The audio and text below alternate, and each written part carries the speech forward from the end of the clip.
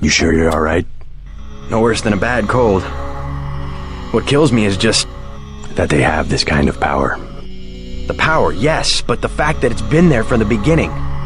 A lot of things are starting to make sense. You remember Mom and Dad? Your NSF buddy Lebedev says our parents were employees of the United Nations. I think he might be right.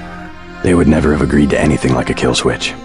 Remember, I knew them longer than you did, and after what Tong showed me, I'm pretty certain we don't have a stitch of DNA in common with either of our supposed parents. They've opened up the street behind the bar. The NSF base is on the other side of the tunnel.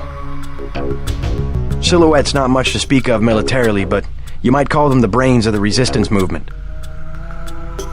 They go after public opinion. If it wasn't for Silhouette, there'd be a half a dozen meaningless civil wars going on instead of any kind of worldwide struggle. Ironically, to fight the One-Worlders, we ourselves have to become a global organization.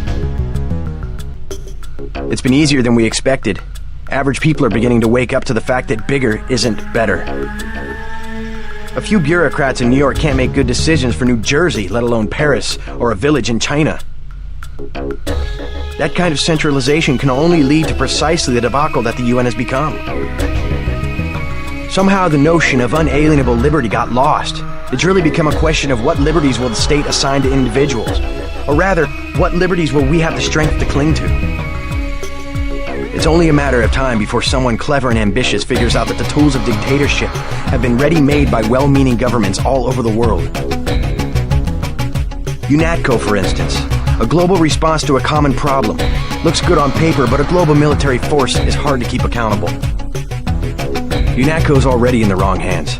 I don't know whose hands, but you'll find records of outside influence if you dig around the NSF headquarters. You better get moving. You better get moving.